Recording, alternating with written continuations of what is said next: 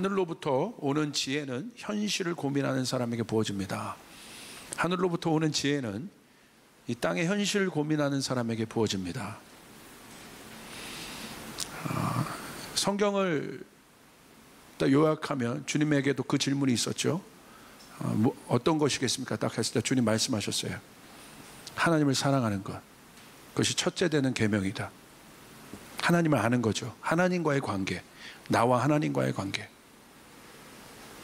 그리고 두 번째 계명은 내 이웃을 내 몸처럼 사랑하는 것이다. 핵심은 무엇이겠습니까? 둘 다 사랑이에요. 그러니까 하나님을 알 수 있는, 보이지 않는 하나님을 알 수 있는, 보이지 않는 하나님을 사랑할 수 있는 것에서 가장 필요한 게 뭐냐면 에베소서 1장 16절 17절에 있는 것처럼 뭡니까? 지혜와 계시형으로 하나님을 알게 됐다. 우리 마음의 눈을 떠서 하나님을 안다고 그랬어요. 그러니까 뭐냐면 계시는 보이지 않는 하나님을 사랑하는 데 있어서 정말 필요한 거예요. 우리가 어떻게 압니까? 그러니까 하나님이 어떤 분인지 성령께서 계시하여 주셔야 우리가 그분을 사랑할 수 있죠. 두 번째, 이웃을 사랑하는 것. 그건 눈에 보인단 말이에요. 땅. 그러니까 이 땅, 이웃을 우리가 사랑하는 게 립 서비스 하겠어요? 사랑한다는 건 뭐예요? 구체적인 거예요. 사랑은 행동인 거예요. 립 서비스는 사랑이 아니에요. 그래서 사랑에는 헌신이 있는 겁니다. 희생이 있는 겁니다. 예수님이 우리에게 보여주신, 우리 이 땅에 오셔서 예수님이 우리에게 보여주신 사랑, 십자가에 달려서 희생하신 저 사랑. 그러니까 그 지혜는 뭐냐? 보이지 않는 그 하나님의 사랑을 구체화시키는 거예요. 실제화시키는 거예요. 그게 지혜입니다. 이것이 굉장히 중요하다. 그런 면에서 저희가 이 지혜 시리즈를 지금 시즌에 저희가 하는 이유, 왜 우리가 이 지혜 시리즈를 해야 되느냐? 뭐냐면 그리스도인들이 갖고 있는 가장 이 큰 오해 중에 하나가 뭐냐면 땅에 대한, 하늘에 대해서 뭔가를 많이 알아요. 가장 큰 오해 중에 많은 오해가 뭐냐면 이 땅에 대한 개념들이 없어요. 성경적으로 이 땅이 무엇인지에 대한 정의가 없습니다. 그러니까 굉장히 분리적인 세계관을 갖고 있어요. 세속화해서 보고. 그러니까 교회에서 하는 일, 세상에서 하는 일이 다른 이유가 바로 그런 것에 기인합니다. 땅에 대한 하나님의 마음을 모른다. 여러분, 하나님이 이 땅을 사랑하십니다. 아멘? 하나님 이 땅을 사랑하시는 거예요. 우리가 살고 있는 이 터전의 땅을 하나님이 사랑하세요. 그러니까 이런 개념이 없으면, 우리가 오해하면 이 땅을 미워하고 저주하게 되는 거예요. 그러니까 천국의 개념도 잘못 알고 그냥 보이지 않는, 우리가 생각하는 내세적인 천국만 우리가 갖고 있다면, 여러분, 우리가 이 땅에서 살 이유가 뭐가 있어요? 그죠? 뭘 우리가 데스티니와 부르심과 콜링을 갖고 이 땅에 열심히 살 이유가 뭐가 있습니까? 우리가 생각하는 천국이 그런 천국이라면 빨리 죽어야죠. 그러지 않다 이거예요. 성경에서 말하는 천국은, 하나님 나라는 이미 완성된 하나님 나라가 이 땅에 임하는 것이에요. 할렐루야. 그래서 온전케 되는 것입니다. 그래서 예수님 그것 때문에 이 땅에 오신 거예요. 그 가교 역할을 하기 위해서. 그러니까 그 땅에 대한, 우리가 삶은 터전, 삶에 대한 어떤 정의들을 우리가 성경적으로 갖지 못하고 있다. 이제 그런 면에서 우리가 왜 이 지혜가, 우리가 살고 있는 이 땅에, 여러분 삶의 터전에서 많은 문제들이 있잖아요. 그 속에서 우리가 어떻게 살아야 되느냐, 참 이건 굉장히 중요한 문제죠. 자, 그런 관점에서 본다면 하나님이 이 땅을 살고 있는 우리에게 그냥 무작정 살게 하지 않으셨다는 거예요. 하나님이 그런 무책임한 분이 아닙니다. 여러분이 이 땅을 살아가고 있잖아요. 그것이 여러분의 삶이잖아요. 근데 하나님이 그냥 무책임하게 여러분 이 땅에 살라고 하지 않으셨다는 거예요. 그것을 알 수 있는 대표적인 키워드가 무엇입니까? 아버지의 마음이죠. 하나님이 우리가 이 땅에 살아가는데 그냥 살아가도록 두지 않는다. 이 땅을 이길 수 있고 통치할 수 있는 우리에게 힘과 방법을 주신다. 그게 바로 지혜입니다. 여러분 믿으십니까? 그게 부모의 마음을 깨달으면 우리가 이 지혜에 대해서 간단히 이해해 볼 수 있어요. 바로 이 땅을 승리하며 살 수 있는 특별히 하늘의 사고방식을 이야기해요. 이 땅의 사고방식이 아니라 하나님 나라의 사고방식을 말합니다. 그게 지혜예요. 잠언 말씀은 바로 이 땅의 문제를 하나님의 사고방식에서 어떻게, 하나님의 관점에서 어떻게 다루고 있는가를 구체적으로 보여주고 있죠. 하나님은 우리에게 계시만 주시는 분이 아니라 그 계시를 실현시킬 수 있는 지혜를 또한 주시는 분이심을 여러분 믿으시길 바랍니다. 그러므로 땅을 사는 우리가 솔로몬처럼 지혜를 구해야 하는 이유는 분명합니다. 하늘의 계시가 이 땅에 적용될 수 있도록 해서 땅의 언어로 적용시키는 거예요. 그게 지혜입니다. 여러분 히브리서 11장 10절에 아주 재밌는 말씀이 나와요. 한번 보실까요? 우리 한번 같이 읽을까요? 11장 10절 유인물에 있습니다. 같이 읽습니다. 시작. 그는 하나님께서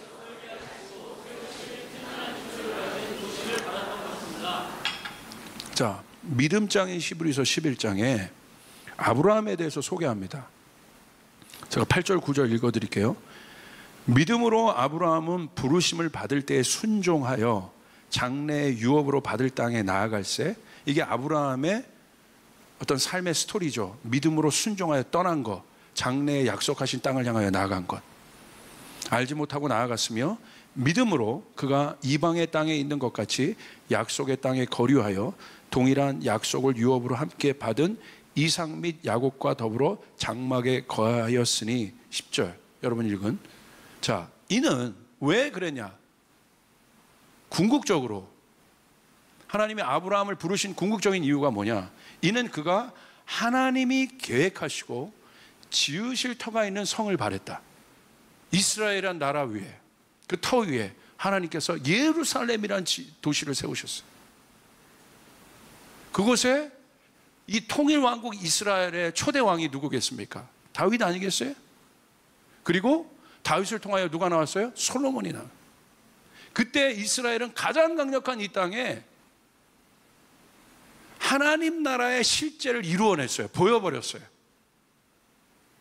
아브라함이 한참 전에 있던 조상인데 성경에 보니까 뭐라고 돼 있어요? 궁극적으로 아브라함의 마음 안에 있는 걸 성경은 딱 드러내는 게 뭐예요? 하나님이 계획하시고 지으실 터가 있는 성을 바라봤다. 그것에 이제 대표적인 다윗 이후에, 다윗도 어떻게 보면 지혜의 왕입니다. 성경의 다윗의 스토리를 읽어보십시오. 다윗의 지혜에 계속 주목해요. 다윗이 어려울 때마다 힘이 아니라 지혜로 뚫어내는 일들을 많이 봐요.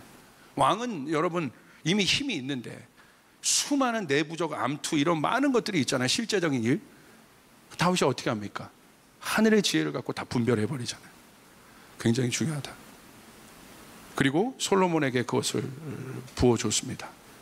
그리고 솔로몬이 그 어떤 지혜의 왕의 상징적인 표상이 되어 있지 않습니까? 자, 그 솔로몬이 왜 지혜를 구했느냐? 우리 한번 말씀을 통해서 한번 보길 바랍니다. 역대하 1장 9절부터 12절까지의 말씀입니다. 우리 한번 크게 같이 한번 읽겠습니다. 시작. 여호와 하나님이여 원하건대 주는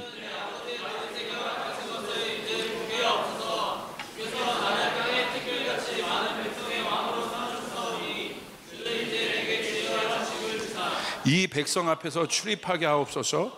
이렇게 많은 주의 백성을 누가 능히 재판하리까 하니 하나님이 솔로몬에게 이르시되 이런 마음이 내게 있어서 부나 재물이나 영광이나 원수의 생명무역을 구하지 아니하며 장수도 구하지 아니하고 오직 내가 내게 다스리게 한 내 백성을 재판하기 위하여 지혜와 지식을 구하였으니 그러므로 내가 내게 지혜와 지식을 주고 부와 재물과 영광도 주리니 내 전의 왕들도 이런 일이 없었거니와 내 후에도 이런 일이 없으리라 하시니라.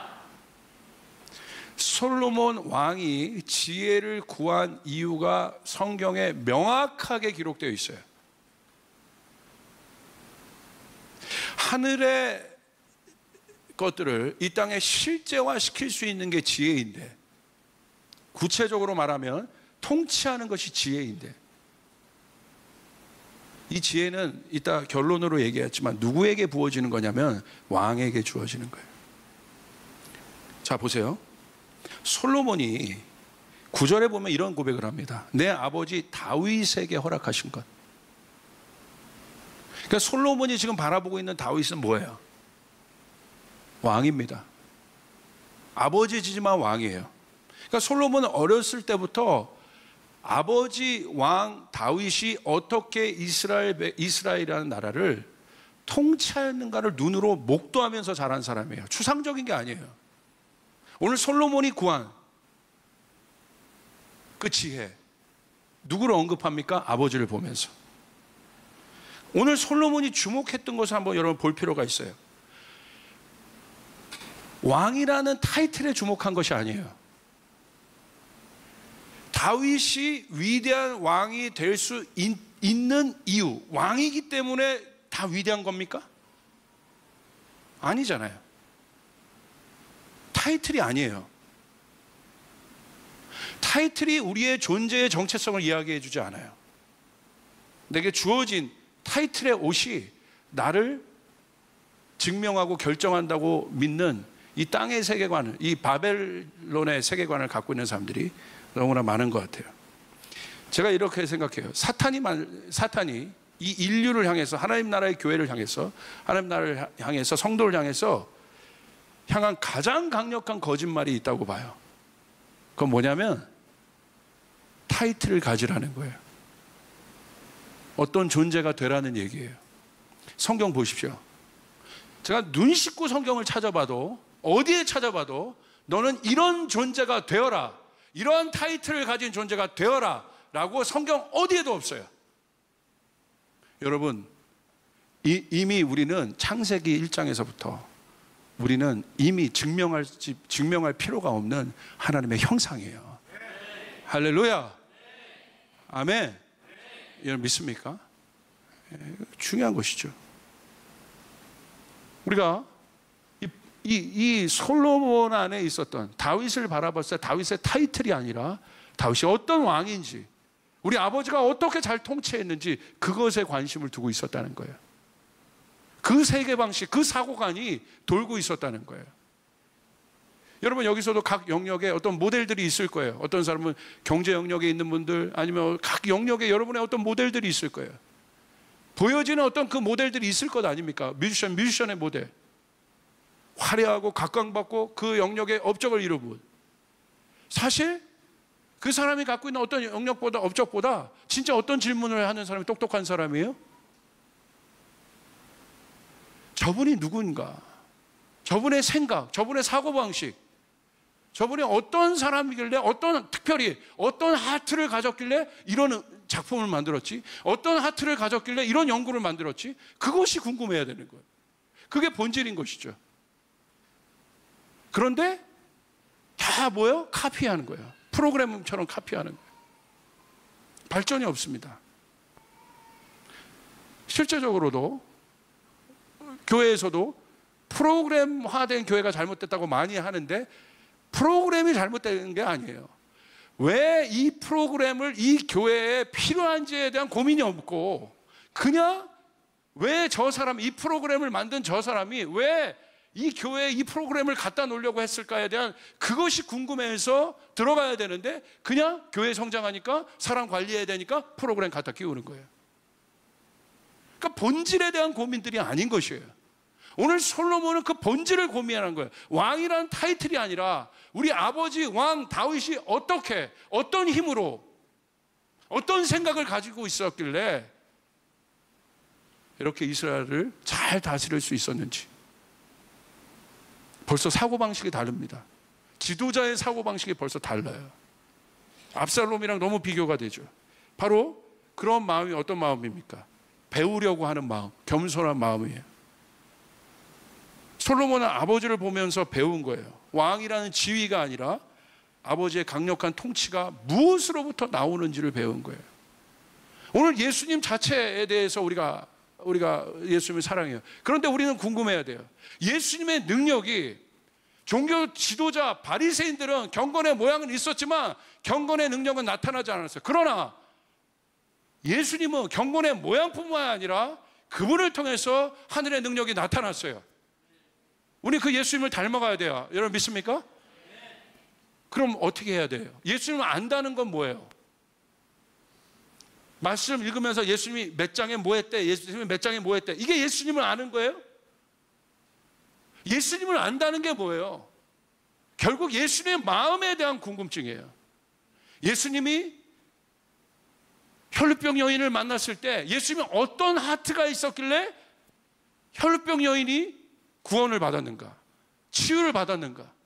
삭개오를 만났을 때 가난하고 고통하고 묶여있는 자를 예수님이 만났을 때 예수님이 도대체 어떤 하트가 있었길래, 예수님 안에 어떤 마음이 있었길래, 그 땅을 바라보는, 그 문제를 바라보는 예수님 안에 어떤 마음이 있었길래 예수님 능력이 나타난 거지? 이게 궁금해야 되는 것이죠. 그냥 예수님처럼 머리에 안수하고 뭐 진흙을 이겨 눈에 바르면 능력이 나타납니까? 아니라는 것이에요. 사랑은 하트입니다. 마음인 것이에요. 배우려고 하는 마음, 솔로몬 안에는 그 마음이 있었다. 그 사고가 어떤 사고예요? 바로 소유적 사고가 아니에요. 그냥 왕이라는 타이틀이 아니라 아버지를 통해서, 아버지가 전쟁에서 이길 때, 야, 전쟁을 통한 전리품에 집중하는 것이 아니라 어떻게 전쟁에 이길 수 있었을까? 본질에 대한 고민들이에요. 이게 바로 뭐예요? 존재적 사고죠. 이게 바로 창조적 사고죠. 존재적으로 사고하는 거예요. 소유적 사고가 아니라. 그래서 잠언 마지막에 현숙한 여인이 나옵니다. 이 모든 앞에 있는 잠언의 모든 것을 집대성한 어떤 표상의 한 모델처럼 현숙한 여인이 나옵니다. 이 현숙한 여인이 있는 곳마다 경제가 살아나고 관계가 살아나고 회복이 일어나요. 그런데 그 현숙한 여인을 영어로 표현하면 뭐라고 돼 있어요? 노블 캐릭터라고 돼 있어요. 노블 캐릭터.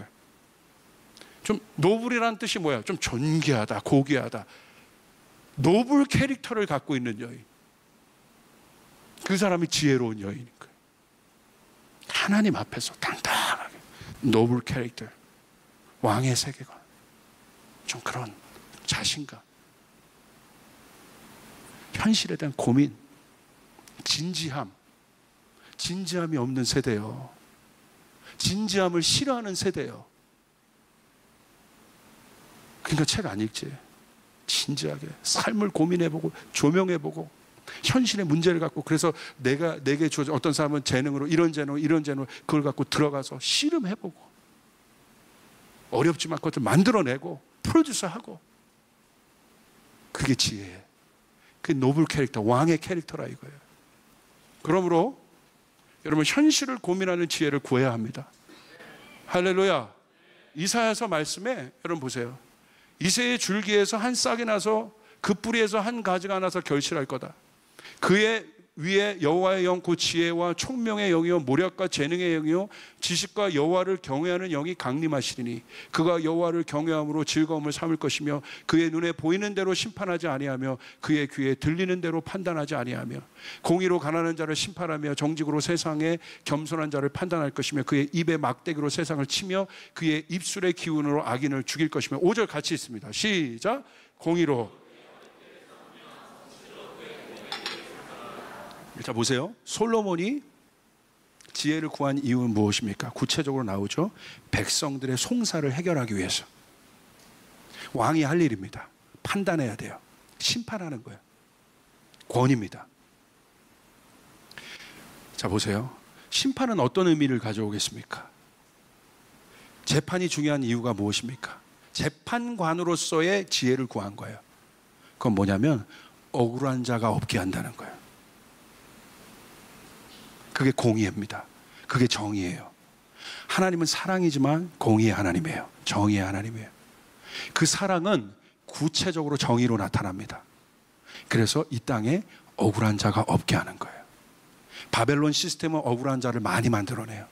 그러나 하나님 나라는 억울한 자가 없게 하는 거예요. 그걸 심판하시는 거예요. 그래서 예수님이 처음 초림주는 구원주로 오셨지만 재림주는 뭘로 오세요? 심판주로, 왕으로 오셔요. 그분이 오셔서 세상을 심판한다는 어떤 의미예요? 잘한 자에겐 보상을 주시고, 그러나 억울한 자의 눈물을 닦아주시고 해결해 주시고, 정의와 공의의 왕, 분쟁을 해결해 주시고, 그게 지혜란 말이에요. 솔로몬은 그것 때문에 구한 거야. 백성들의 송사를 내가 책임지겠다. 하나님, 내 지혜로는 저들의 마음을 알 수가 없어요. 우리 여러분 그 아기 재판도 알지 않습니까? 가짜 엄마 진짜 엄마, 그 속마음을 어떻게 안단 말입니까? 그런데 지혜를 사용해서 진짜 엄마의 속마음을 밝혀내버렸잖아요. 그게 지혜예요. 억울한 자를 가려주는 거야. 그리고 악인들을 멸하게 하는 거야. 그게 실제적인 하나님 나라의 통치입니다. 아멘. 그래서 왕에게 지혜가 임하는 거예요. 4절, 5절 읽었잖아요. 공의로 그렇게 심판할 것이다. 근데 그 심판을 하시는 이새의 줄기에서 한 싹, 그 누굽니까? 이새, 다윗과 솔로몬 아니겠어요? 그 싹에서 누가 나옵니까? 그 싹에서 다윗과 솔로몬이 나왔고 누가 나옵니까? 그 줄기로 예수 그리스도가 오시잖아요. 다윗도 왕이시고 다윗이 왕이 되었을 때 예수님이 계시됩니다. 그거는 어떤 의미예요? 왕으로서의 예수 그리스도시라. 솔로몬도 왕이고 예수 그리스도 왕이시다. 그분이 오셔서 정의로 공의로 심판하고 다스릴 것이다. 근데 어떤 일이 일어나요? 그렇게 하니까 그 위에 뭐가 있어요? 지혜와 모략의 영이 부어진다. 지혜는 뭐를 위해서? 다스림을 위해서 왕에게 부어지는 하나님의 영이라는 거예요. 지혜의 영이 하나님의 영이라는 사실, 성경에 기록되어 있습니다. 여러분, 그런 걸 보십시오. 그분이 와서 통치할 때, 그 왕이 통치할 때 어떤 일이 일어나요? 이야, 저는 6절, 7절, 8절. 그때 이리가 어린 양과 함께 살아. 이리가 어린 양이랑 어떻게 사냐고. 공의로 통치하시고 다스리시고. 어떻게? 지혜로서. 어린 양의 모습이지만 유다는 어떤, 그 안에 이리 형상을 갖고 있어요. 바꿔버리겠다. 어떤 사람이 교계에 있습니다. 어떤 사람이 교육 환경에 있어요. 어린아이들, 막 요즘에 청소년들 엉망이잖아요. 누가 그 학교를 바꿀 수 있겠습니까? 뭐 이런 그런 게 아니라 아이들을 보면서 애통하는 사람, 애통하는 마음과, 우리 어떤 중고등부 지체가 시험 못 봐가지고 되게 힘들었대. 제가 어저께 그 가정을 신방했는데 그 얘기를 해주는 거야. 시험 못 봐서 너무 힘들었대. 그래가지고 그냥 전도사님한테 전화를 했대. 전도사님, 나 너무 힘들고 어려워요. 근데 전도사님이, 여기 없죠? 할렐루야. 사모님만 계시네. 그 전도사님이 그 말 한마디에 손살같이 그 학교 문 앞에 기다리고 있다가 그 아이를 만나서 그 아이를 위로해주고, 그때 이 아이가 저한테 어저께 그런 거야. 막 전도사님 칭찬을 막 하는 거야. 그 전도사님 나한테 한 번도 그렇게 얘기한 적이 없는데, 그냥 제가 한 번 전화하다 힘들다고 했는데 그냥 그 앞에 와 있다는 거야. 이 사람 외계인인가? 힘들다고 했는데 그 앞에 와 있다는 거야, 이게. 이야, 우리 전도사님이 그런 분이구나. 그래서 솔로몬이 그걸 구했다고 되죠. 오직 내가, 역대하 1장 11절, 내가 내게 다스리게 한 내 백성을 재판하기 위하여 지혜와 지식을 구했다. 여러분, 우리는 이상주의자가 되면 안 됩니다. 복음은 이상주의가 아닙니다. 현실입니다. 실제입니다. 예수님이 이 땅에 오신 거, 십자가가 이 땅에 이루어진 거, 지혜의, 하나님의 말씀이 지혜인데 이 지혜가 현현이 돼버린 거, 예수 그리스도. 그리고 그 지혜가 예수님에게 부어졌어요. 그 준비된 플랫폼에게 부어졌어요. 예루살렘의 왕으로 부어졌어요. 우리는 그 왕을 경배하는 거예요. 우리는 그 왕을 예배하는 것이에요. 할렐루야. 그 사람에게, 여러분, 여기가 핵심이에요. 역대하 1장 12절, 우리 같이 한번 읽습니다. 시작. 그러므로 내가 내게 지혜와 지식을 부어주고 재물과 영광도 주리니 내 전에 왕들도 이전 일이 없었거니와 내 후에도 이런 일이 없으리라. 왕들과 비교합니다. 솔로몬이 다른 이유, 너는 다른 왕이다. 지혜를 구하는구나. 백성들을 사랑하는 네 마음, 그 마음, 지혜를 구하는구나. 이게 왕의 마음이에요. 존귀한 마음, 고귀한 마음. 오늘 예수 그리스도가 저에게 왕 되신 이유는 왕이란 타이틀 때문에 그런 것이 아니라 예수님의 그 하트 때문에 그렇습니다. 예수님의 그 생각, 깊은 생각, 돌보시고 세우시고 섬기시고 나누시고 자기 몸을 희생하면서까지 우리를 세우신, 우리를 고민하신 그분, 지혜의 왕, 그분에게 제 마음이 빼앗기는 거예요. 우리의 마음이 빼앗기는 거예요. 주님이 여러분에게 말씀하셨어요. 그 왕은 이상주의자적인 왕이 아니에요. 군림하는 왕, 그냥 보좌 위에만 있는 왕이 아니라 그분 내려오셨어. 가장 아름다운 표본이 되셨어요. 우리 하트가 여러분 뛰기 시작해요. 그 고귀함 때문에, 그 존귀함에, 그 매력에. 여러분, 그러므로 솔로몬에겐 이 지혜, 그 매력이 있었다는 거예요. 다른 생각, 다른 구조, 다른 마음들, 솔로몬으로부터 풍겨나는 그 매력, 하늘의 매력. 그 하늘의 매력은 지혜인데 이것이 소문나기 시작했고, 결국 시바의 왕이 와서 어떻게 했습니까? 솔로몬에게 지혜를 구하고. 지혜는 세상을 오게 하는 능력입니다. 할렐루야. 지혜는 세상을 오게 하는 하늘의 매력입니다. 그 고귀함, 존귀함, 오늘 그 고귀함과 존귀함, 그 하늘의 매력이 우리 교회에 부어지길 바랍니다.